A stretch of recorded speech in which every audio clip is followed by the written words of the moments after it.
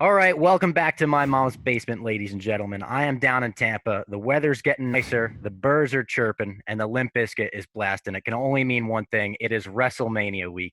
Joining me to talk about it is none other than Kevin Owens. Kevin has a match against Sami Zayn this Sunday. WrestleMania is going to be Saturday and Sunday, streaming live on Peacock in the US, WWE Network everywhere else in the world. And Logan Paul is going to be in Sami Zayn's corner. Kevin, how are you, buddy? I'm all right, man. It's pretty surreal to have this match with Sammy right on the horizon there at WrestleMania. But I don't think Logan Paul has technically confirmed that he's going to be in Sammy's corner yet. So, we'll see where that goes. But regardless of what Logan Paul does, says, whether he's there or not, man, me versus Sammy at WrestleMania is pretty wild. Pretty wild.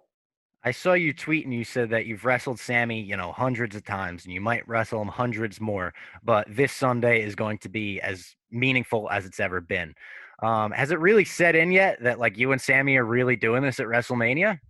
Well, I guess it started setting in the night we announced the match. When I challenged him in the ring and he accepted the challenge, and then later on they did like the official match graphic.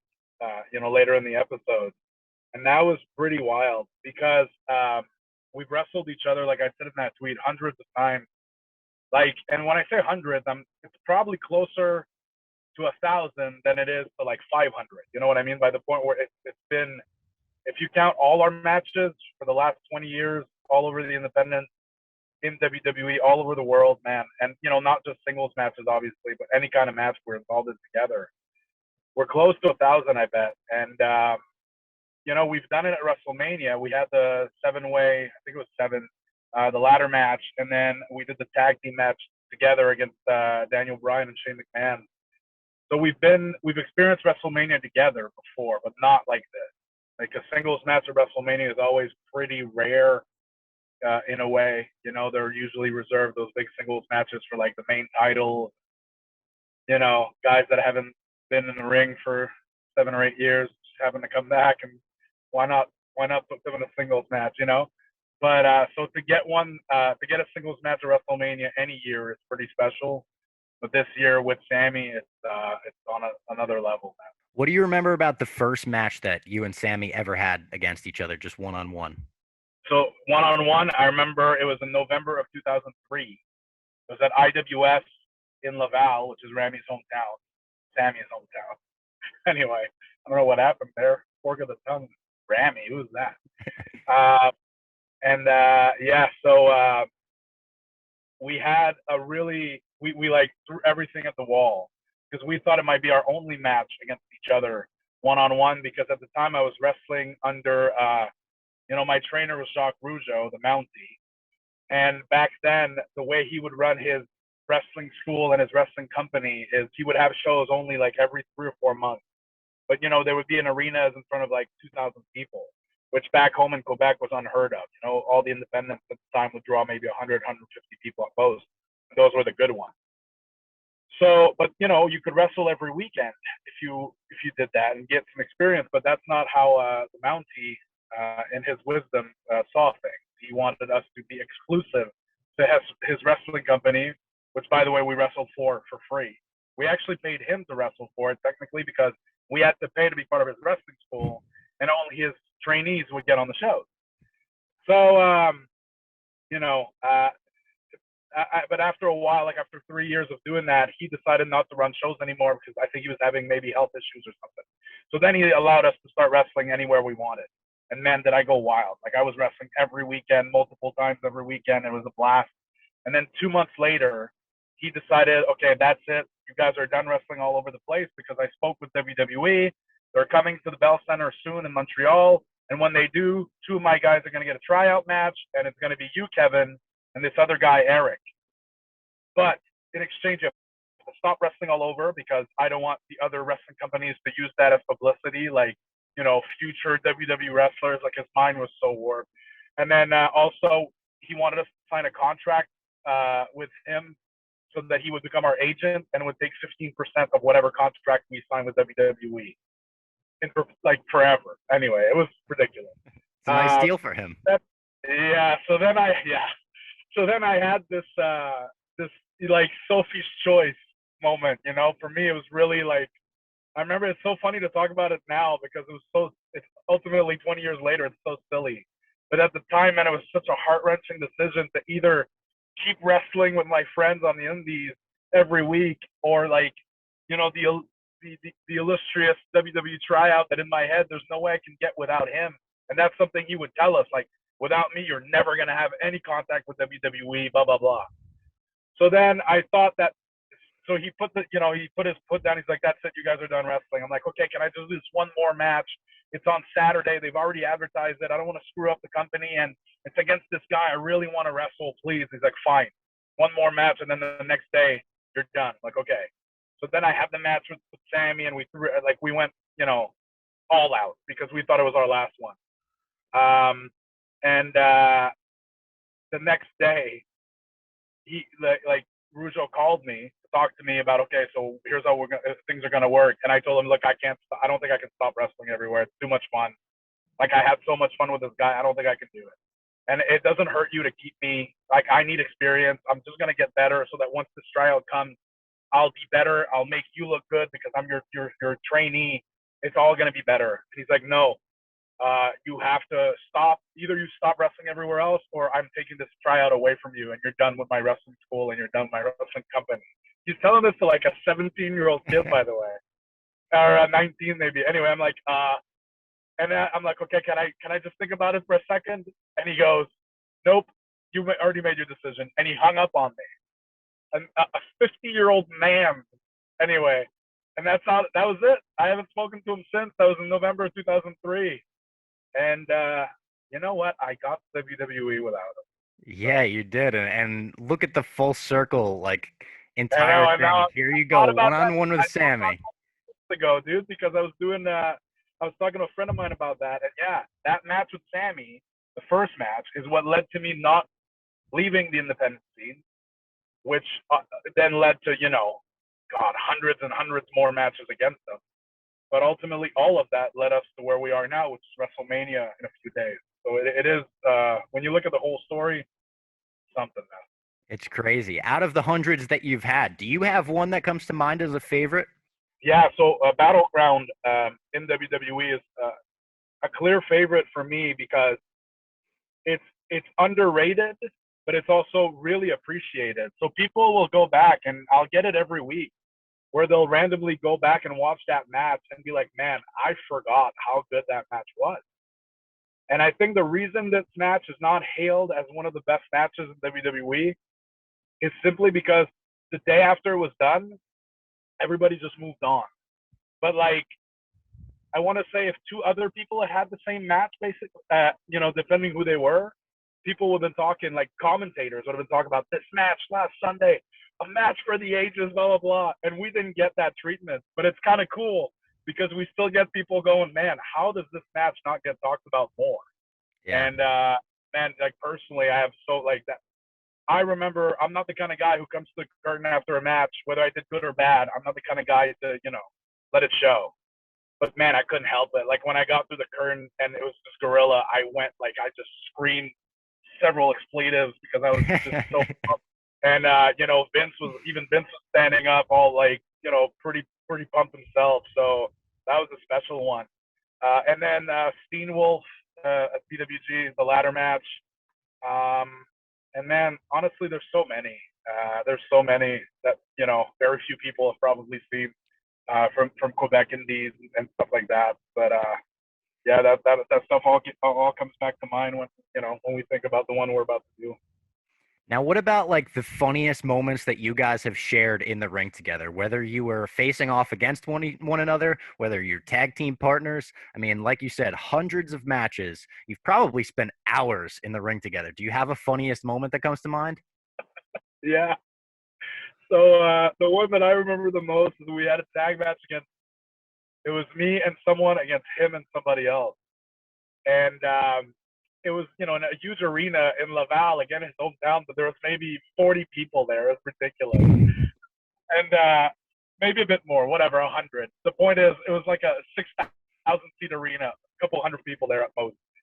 And for some reason, Sami had forgotten, like he had done a bunch of shows, and I think maybe he had went to Europe or something, and he came back and he forgot his gear bag in somebody's car, and it sat there for a week, and then he got it right before the show.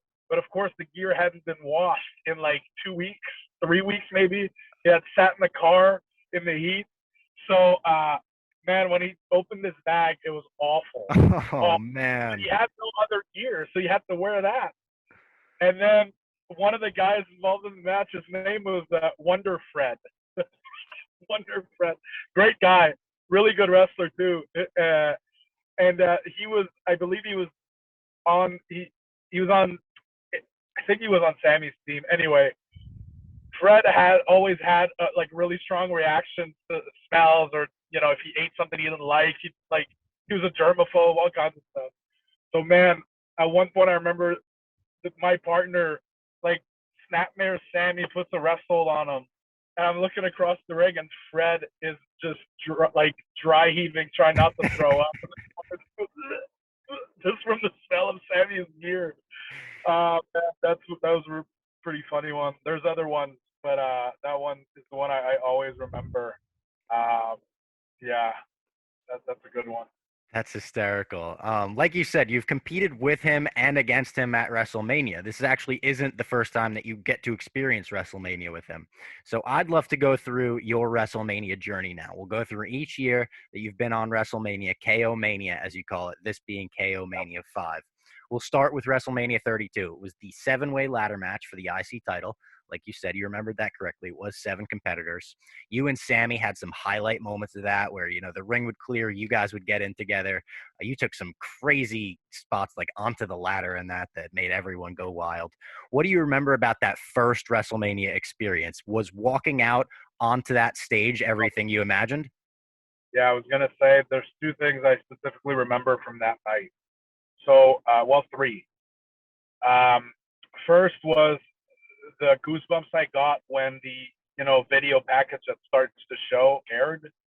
It was this song by I don't remember what it's called, but it's a great song. It's from not Linkin Park, but it's one of the guys from Linkin Park, Mike Mike Shinoda? Shinoda.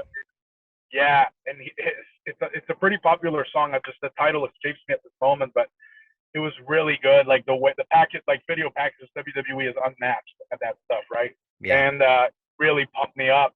And then we were first match, so everybody made their entrance.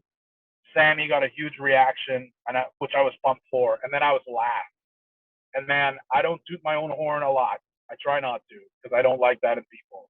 But when my music hit, the place came unglued, and it was probably the greatest moment of my career at that point, and maybe still rivals any other moment I had. Because when I came out, there's 100,000 people going insane, and even my word keeps coming back. Even Sammy, when he was in the ring, like later told me, he's like, man, the reaction to your music was wild. So that was really special. And then after that match, Sin Cara was in the match, and he really rarely was on pay-per-views. He was not really someone who ever got featured much in WWE. But he was in the WrestleMania ladder match, which was a huge deal for him. And he had this like really great moment where he like Nick Jackson style got pushed off the ladder and bounced off the top rope and flipped onto the outside on everybody. Um, and later we were talking about the match, and I told him, man, that was incredible. And I told him, like, your son got to see you do that tonight. And he got very emotional when I said that. And then it got me. You know what I mean? And it just put the whole scope of everything in perspective. And I remember the WWE was preparing a TVT on my career at that point. And they interviewed me for it after, and they said, how do you feel right now? And the match was done, and the match went off without a hitch. It was great. And it was with a lot of people I really like Sin Cara, like Sammy, like, Cody was in there with us, Zach, Dolph, all these guys, right? And I know I'm forgetting somebody, but everybody in the match was really good to have, and it was just a blast to share all that with those guys. But I remember saying, if my career ended tomorrow, I think I'd be fine with it. And it's true. I really felt that way at the time. It was a huge highlight. That's amazing. That's so cool looking back. And it really did go off without a hitch. That's such a great match looking back, even now. You go back to that. Hell of a time. WrestleMania 33, you had a United States Championship match against Chris Jericho. This was well documented in documentaries on the network and everything like that. There were some issues with Vince afterwards where he gave you the, I don't know about that. Um, I want to ask you, do you look back at WrestleMania 33 with like a tainted memory of it now because of that? Totally. Yeah, Oh, it's a I shame. can't drive past. I can't drive past that stadium or go to that stadium without thinking about that moment. Damn. At the time, this is years later, and now I see that it really wasn't that big of a deal. You know, it was WrestleMania, but at the time, it was the worst thing that ever happened. Not Mhm. so much Vince's reaction, but you know, we went, you know, and it's been documented, you know, through Chris did several interviews where he talked about the slot we were supposed to have and the slot that we ended up being given. I really didn't have a problem with any of it. I understand why he did. That's completely fine. But I was like, let's just make the best of this, you know, and we're gonna make it great. And the match, I thought the match was good, but in our mind, we went into the match thinking like, well, we're gonna do more after this. This is the first chapter. But ultimately, that doesn't seem to be what Vince had in mind, and it just, you know, it didn't vibe with what his vision was. And then, you know, that's like you said, it's been documented. It was on the network. My like that 365. Vince wasn't happy with it.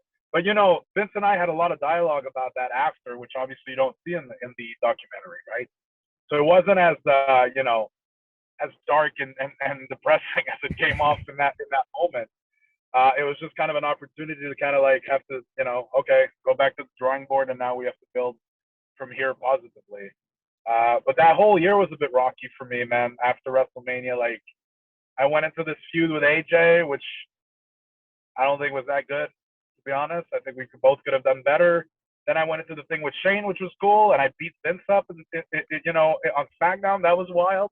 And then like 3 weeks later, me and Sammy got sent home from a Europe tour because we were having issues. So like, it was a real rock and roll, like roller coaster year for sure. And it kind of all started with WrestleMania. So yeah. He named me first in the Hall of Fame list, by the way. He said Oh, I'm me. sorry. So Yeah. it I doesn't really saved the best matter. for last in mine. Yeah. Mentioning. No, so here's the thing. Chris and I didn't start out being friends. He's obviously somebody who I always looked up to. And even before WWE, I would read his books and love his books and think, man, I bet if Chris and I met, we'd be like real good friends. And when I signed with WWE, I think I made a comment about how I was reading one of his books again on Twitter. And he followed me off of that, which is exactly what I wanted to happen. Because Of then course. yeah, and then I sent him a DM asking, hey man, I'd be silly not to use this opportunity to ask you, like, I just signed with WWE, do you have any advice for me? And then, it kind of opened up dialogue. But then when he came back to WWE is when he came back, and if my memory serves me correctly, not that long after that is when he and I started having matches on house shows. And those were like incredible. Like our first match together, I want to say was maybe the main event of a house show. And we didn't have a story on TV, which is really, usually the live events are based off of what's happening on television. So that was like really a fresh match and two guys that people hadn't seen wrestle before. And it was just a really cool moment. And the match was really good. And we felt an instant like chemistry there. And then it just snowballed into what, everybody saw on TV for months and months and months. And obviously we grew pretty close, through that. And, both being Canadian and both having similar journeys on our way to WWE and stuff. He went all over the world. He went for WCW. I went all over the world. I also was in WCW for many years, as everybody knows. you so like we became pretty close through that, but he'll always be somebody I looked up to for a very long time before I got to get to know him. So for somebody who's had that career and I've looked up to so much, to say that about me is extremely validating and very flattering. And he and I were texting earlier. I was obviously thanking him for that, but he's like, "Well, you don't need to thank me. It's just that's it's the truth." And that's really cool. There's just stuff like that is extremely meaningful. And it's all moments, man. Like you and I have known each other for a long time too. Mhm. Uh, I it's stuff like when I was in 2013, just grinding my way, trying to get somewhere. This is all stuff it's weird because I always thought it would happen, but at the same time, I never imagined any of it happening. So it's really, it's hard to put into words. It's crazy. I hope to one day see Chris Jericho induct you into the WWE Hall of Fame. That would be another full circle moment there. A while ago, he said if anybody can induct him, it'd be me. Which I remember that. So maybe we can induct each other eventually. Yeah. Like we'll just switch places. Yeah. That's pretty good. Hand the award off to each other. I don't want to give anybody any ideas, but Vince, I know you're watching. No, my phone just as soon as I mentioned Vince, the phone falls. Yeah, he knew. Yeah, he's like, don't mention me in this interview. He felt it. Yeah. WrestleMania 34. You have a tag team match against the returning Daniel Bryan and Shane McMahon. You're with Sami on this one. Did you feel going into this match like I better be careful with this guy because everyone's counting on me not to hurt him? No, man. Daniel Bryan himself would have been very unhappy if that's the approach we took. Man, that match, the build was great. The reveal, that Bryan was going to be the partner was great. But that match was all about Daniel Bryan. It was all about making him feel good, making people realize this is still Daniel. Like, this isn't Daniel Bryan light because of all the injuries, which it could have been and people would have been fine with. This is still Daniel Bryan. So, we all went into that match with that mindset, which is why, me and Sami didn't even have an entrance. We couldn't care less. We were just all about trying to get this match, trying to get this guy, back to people to realize because we all knew he was already back. Like the second, you remember that right before that on SmackDown, we attacked him and he fought us back for a little bit. Yeah. Second, he started hitting the drop kicks. We knew this guy's back. He's never been gone in a way. So, that was a really cool one too, because it was in the same building that I saw, like that Bryan won the title at. And I went to that show by myself. I had already done my WWE tryout. And, I didn't know I was going to get signed yet, but I had a pretty good feeling I was. So in my head, I'm like, all right, this is the last WrestleMania I go to as a fan, I'm pretty sure. I'm not going to miss it because Bryan's going to win the title, I bet. So I paid for my own ticket. I went there. I actually sat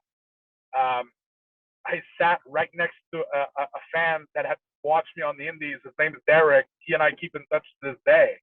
So we experienced the first half of WrestleMania together. And then I made my way lower to go, like I crept lower to go see the main event. And I ended up sitting next to Gabe Sapolsky. Oh, wow. Yeah. So me and Gabe watched Bryan win the title together. So that, what a match that was too. That's like one of my favorite matches of all time, that main event. Yeah, really, dude. Randy Orton takes the most insane bump in that match. I know, onto the monitor on the announce table. Oh man. Dude. It's knowing Randy now. What's that? It sliced his back open. Yeah, I bet it did. Knowing Randy now too, he must have loved that. But anyway, so yeah, that was a great match, a great moment. And 4 years later, I'm in the ring with Daniel Bryan for his big return, which of course at that time we didn't know any of the things that Yeah. But it was again another really special moment. So WrestleMania 35, you're not on the card. Was this a moment for you where you were like, all right, I need to lock down and make sure that my spot on WrestleMania 36 is amazing? Were you just bummed about it in the moment? How did you feel about not being on 35? It was really heartbreaking because I was supposed to be on WrestleMania 35. There was a storyline prepared. There was an idea. It went a different way for extremely good reasons. I couldn't agree more that was the right move, obviously. But at the same time, I was like, well, okay, so what am I going to do? They're like, well, we don't really know where to put you. But this was like there were still several weeks for WrestleMania. So I was like, well, let's just make something up. And it just didn't happen. And then as it was getting closer to the show, I kept getting more and more in disbelief that I'm really not going to be on WrestleMania. And then I thought, oh, maybe that night they're going to, Alexa Bliss is the host. Maybe I can do something with her, like the Kevin Owens show. She's like, no, it's nice. And then, at least I'd be there. And then I was I gonna and say, then would you have preferred to do something like that, or even be in the Andre Battle Royal, or just be so on the card in some capacity, or were you like, I I'd didn't like something? I didn't want to be well. I didn't want to be in the Andre Battle Royal simply because I had already talked to Vince about it, and he had told me he didn't feel it was the right spot for me. So once he tells me that, okay, fine. Yep. But I still thought doing something on the show would have been fun. You know, I was kept asking, just have me go out there and stun someone for whatever reason, or let me do something with Alexa, the host, and we do, and then just for whatever reason, none of it was connecting with them. So then I remember the Saturday, you know, everybody flies in early for WrestleMania because we have appearances stuff like that. I flew in Saturday morning because I only had an appearance Saturday and then Monday morning. And Sunday was WrestleMania. I flew in Saturday. I did my appearance in the afternoon, and then I was like, I got back to the hotel. I'm like, I can't stay here. I can't go to this show. So I just flew myself home Saturday night, and I watched WrestleMania the next day with my family. And obviously, you know, that was a bit of a risk because I had warned WWE, hey, I'm just gonna go home. But that day, they could have just went, hey, we found a spot for you. Yeah. But they didn't. And then, you know, the next morning I flew back to go to my other appearance in time, and that was it. I kind of avoided WrestleMania that year, which was bittersweet because it was a big moment for Becky, and Becky and I are good friends. We've been for a long time, and I really wanted to be there for her. At the same time, I knew she had plenty of people there for her, so I watched it from home, and I was really happy for her. It's an incredible moment for Kofi. You know, there's moments I wish I could have been there for, you know, so that when they came back for the Gorilla, just out of respect, tell them congratulations and be there to shake their hand. But, you know, for my own sanity, I just, and, you know, my family was bummed out. My wife and my kids, they're always at WrestleMania. That year they couldn't go. So, you know, I'm like, all right, I'm just going to go watch it with them there. And that's what we did. Whether or not it was a concentrated effort to like buckle down and make sure you had a great spot on the next WrestleMania's card, you definitely got one. You got this match with Seth Rollins, and I know it was under the weirdest of circumstances, and you would have had it, you would have rather had it in Tampa last year, so you could have jumped off the pirate ship onto him. But you jumped off the WrestleMania sign through the announce table. It was one of the early highlights of pandemic era wrestling, I think. What do you look back at that match and think? Yeah, that match was cool because obviously everybody wanted to have WrestleMania in front of 70,000 fans. But when it became clear that wasn't possible, and they told us, okay, it's going to happen at the Performance Center, a lot of people were like, what? And I was like, oh, this is awesome because we can use this building as part of why it's special. Mm-hmm. Because this building to me is special. And now it's obviously become, you know, the weekly arena for NXT. But at the time, the thought of having WrestleMania in the same building where, you know, a lot of NXT people that came through that time are, you will always talk about Dusty, and I'm no different. So to have WrestleMania in the building where Dusty was trying to teach so much, you know, it was just so cool. So we took it, we ran with it, we tried to make that building part of our build, and you know, we did the best of it. We made the best of it, and you know, a lot of people, like everybody, worked really hard. Rhea Ripley and Charlotte had a killer match that weekend. You know, so many others did the ladder match with Kofi and Jimmy Uso and Morrison. Like everybody, you know, it just I can literally list off everybody. Like they everybody worked. Oh my god. Were you about to list off Vince? Was that what was about to happen? And that's why I fell? Hold on. I don't know what happened. Yeah, I'm back. No, I wasn't about to mention Vince. I moved too suddenly, clearly. So anyway, yeah, everybody worked like it was WrestleMania, like there was 70,000 fans in the building, which I think is a testament to just how everybody wants to work all the time anyway. But also, man, it was a really scary time for everyone, right? Because it was the pandemic was still new. Nobody knew what was going on. You and I went to a Rangers game, right? The week that the world shut down. Literally, like the week before, we joked like, "Oh my God, could you imagine the WrestleMania getting shut down?" Yeah, and I remember, and we're like, yeah, that'll never happen. And then like 3 days later, it did. Yeah. So I think everybody working that hard too is just everybody's, you know, way of trying to, as corny as it may seem, try to help people forget what was happening at the time. And so yeah, I hold really good memories from WrestleMania 36. As weird as it was to have it without anyone in the building. All right, I've got a couple more for you. What if you need a little advice on the day of WrestleMania? Sunday comes and you're like, you know what? I need a little extra pep in my step. Who are you texting? Who are you reaching out to backstage? Who's like your go-to? I need a little advice for WrestleMania right now. Well, funny enough, one of the guys I would go to there is Sammy. You know, if something were to happen where I need some advice or some just bounce off of. The Riot Squad are pretty, if they have something, they come to me. If I have something, I go to them. We're good to bounce stuff off of each other that way. And if it's somebody who's not at the building, I don't do it very often, but if it's almost like in case of emergency, break the glass or whatever. That's in those times I'll text maybe Steve Austin. And it's rare. I don't abuse that privilege because Of it is a course, privilege yeah. to come back to him that way. Yeah, so those guys are. But I actually have a lot. You know, I have a lot of people that I like bouncing stuff off. Sean Davari is a pretty good friend of mine, and he worked in WWE for a long time, and I think he's got a great mind for what we do. So I'll go to him too. And Jimmy Jacobs is still, somebody I'm really close with. Same thing. So there's almost too many people to name here that, it like depends on what happens, whatever the situation may be. I always have somebody in my back pocket. I'm like, oh, who would give me good advice right Yeah. now? So You have a yeah. guy for each different situation. This is Almost, yeah.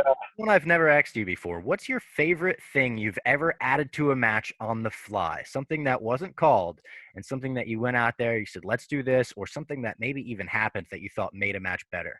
That's a good question. Well, so one time on a live event, and this doesn't necessarily mean it's the best thing, but it's the thing that's coming to my mind right now. At a live event once, there was a little girl. It was a tag team match. It was me and Baron Corbin against Sammy and Nakamura. And there was a little girl in the front row, decked out in head to toe Sami Zayn gear. Sami Zayn fan, clearly a huge Sami Zayn. And I started messing with her. And man, the crowd was so into me and her, like the dynamic of me and her. And as I was beating Sammy up, I'm looking at her, and she's like throwing it right back. And the match ended up probably getting cut short from what we thought we were gonna do by a good 10 minutes because I'm so like ready to see Sammy just beat our asses that we just went to that, and it was just a great moment because we switched around the whole dynamic of the match, and we like it just changed everything. We went from Nakamura getting the whole like the hot tag and making the big save to like we twisted everything around like no, Sammy's the one who needs to kick ass, and it just all happened because of that one little girl. But it made for a great moment. And then when the pinfall happened, it didn't matter that the match was maybe 8 minutes long. Yeah. Because for people who felt like they'd just seen like this Iron Man match with Sammy fighting from under, it was a great time. And, that one's like a cool memory. It's one of the many memories that, Sammy and I have and we'll talk about that not a whole lot of people saw. I was going to But, say that's as good a promo for a live event as you can get. As a guy but who, as a wrestling fan, like I've been definitely to more house shows in my life than I have been live events, and there so many of my favorite memories are from matches from those shows because they're just so much fun. You're not getting that on a TV show because you have time to fill, you have a commercial break to hit, right? It's like it's just not doable to get that at a house show. You guys have that freedom. their live events were always my favorite as a fan, and now as a performer, I miss Yeah. them dearly. I really can't wait till they come back. So much fun. All right. Last question for you. This is just not even as a wrestler. This is just as a friend. Are you still a big Imagine Dragons fan? Yeah, I was never a huge fan of theirs until I went to see their concert, and I can't say I'm a huge fan of theirs now either. But my son really liked them, and then so they were having a concert in Orlando. My wife and my son were going to go, uh, and I happened to get kicked off the Europe tour and came home early, so I managed to go too. And I Well, really I'm enjoyed it. starting to think you happened to get kicked off the Euro tour because you're just such a big Imagine Dragons fan that you're like, I missed the Orlando gig. I pissed off the whole company just so I could go. Good. Yeah, and it was a really good show, really good, and I really enjoyed it. And I mean, anytime if they ever come back near me, I'm gonna take my son again. It was really good. Yeah. That's a goal of Pup Punk, our like company band, is to make a song with the Imagine But Dragons yeah, style. All play those big tribal drums on stage and just really do it up. We think we're gonna do it one day. well, I have to be there live. We have to figure out a day. I haven't seen it yet. Yeah, yeah. You can make up some kind of excuse, get kicked off the latest tour, and you can come see us. Sounds good. All right, everybody. Kevin Owens versus Sami Zayn going down this Sunday, night 2 of WrestleMania. But WrestleMania is 2 nights. You can check it out live on Peacock if you're in the United States, on the WWE Network everywhere else in the world. And if you're in Tampa, you could probably still get tickets on Ticketmaster. I'll be there. I can't wait. Kevin, this was great. Thanks, man. It was a blast.